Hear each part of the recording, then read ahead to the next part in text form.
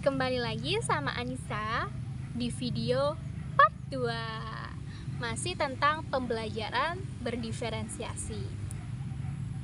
Jadi, pada video ini Anissa bakal melanjutkan pembahasan mengenai bagaimana sih cara penerapan kurikulum merdeka.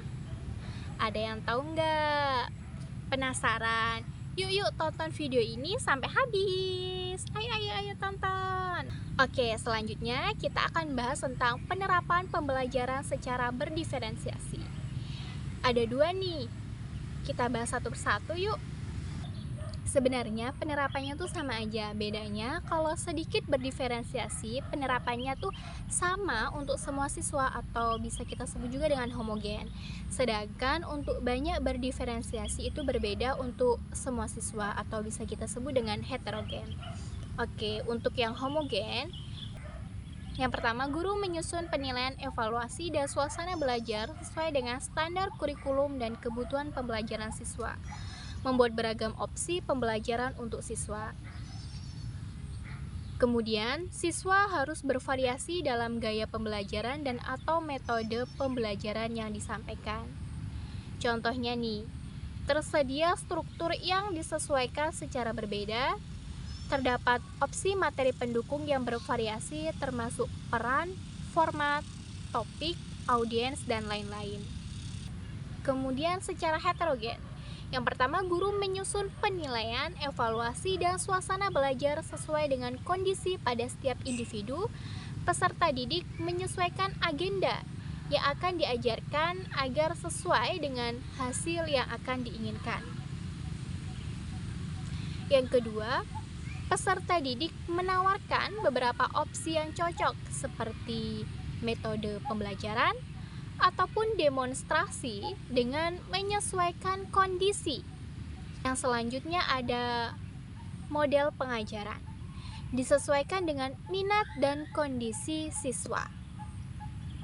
Contohnya nih, ada penetapan materi berdasarkan minat serta kemampuan siswa. Oke, materi selanjutnya nih ada alur pembelajaran berdiferensiasi. Jadi, sebagai seorang tenaga pendidik harus mampu melakukan adaptasi dalam beberapa hal. Yang pertama nih ada isi.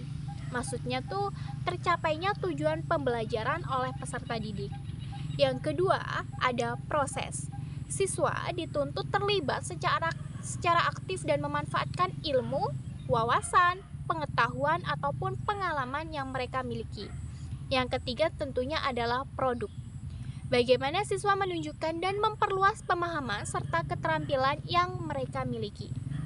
Tentunya hal tersebut harus disesuaikan dengan kemampuan, yaitu keterlibatan siswa dengan tujuan pembelajaran yang telah diterapkan. Yang kedua, minat. Preferensi pribadi dan motivasi institusi siswa yang dapat meningkatkan minat dalam proses pembelajaran. Terus yang terakhir juga harus disesuaikan dengan profil belajar.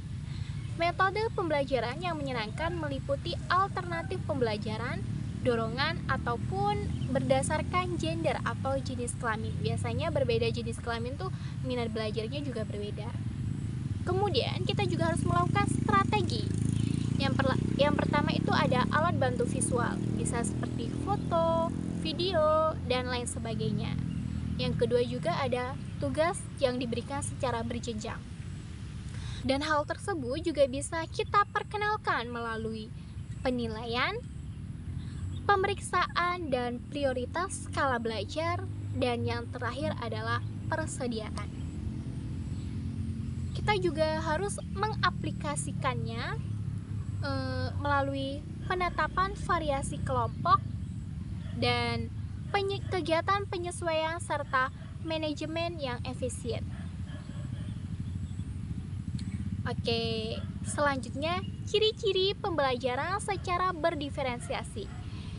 Yang pertama ini ada bertindak secara lebih aktif, pemfokusan tugas, berakar pada asesmen, peningkatan konten, proses dan produk, terfokus kepada peserta didik, memadukan pembelajaran tradisional dengan individu, dan yang terakhir, bersifat hidup. Materi terakhir yang akan kita bahas mengenai elemen apa saja sih yang harus ada dalam pembelajaran secara berdiferensiasi. Yang pertama ada konten. Konten merujuk pada materi pembelajaran yang diajarkan oleh guru. Strategi untuk membedakan konten yang dipelajari siswa termasuk yang pertama ada menghadirkan beragam materi. Yang kedua, menggunakan kontrak pembelajaran. Yang ketiga, menyelenggarakan pembelajaran mini. Yang keempat, menyampaikan materi dengan berbagai modalitas belajar. Dan yang kelima, menyediakan sistem pendukung yang beragam. Yang kedua nih ada proses. Bagian ini membahas aktivitas kelas siswa yang dievaluasi secara kualitatif dengan memberikan umpan balik mengenai sikap, pengetahuan, dan keterampilan yang perlu ditingkatkan. Bukan hanya berdasarkan jumlahnya saja. Oke, yang ketiga ada produk.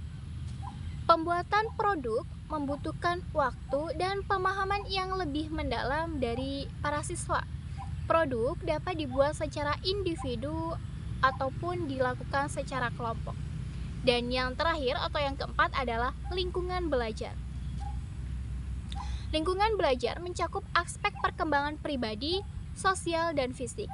Untuk meningkatkan motivasi belajar siswa, lingkungan pembelajaran perlu disesuaikan dengan preferensi belajar, minat, dan motivasi belajar mereka.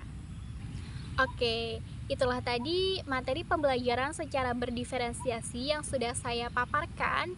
Ada video part 1 dan ada video part 2. Untuk teman-teman jangan lupa ditonton ya. Oke, Anissa ucapin terima kasih ya untuk teman-teman yang udah nonton dan semoga bisa bermanfaat. Anissa tutup dengan wassalamualaikum warahmatullahi wabarakatuh. Dadah, sampai jumpa di video pembelajaran selanjutnya.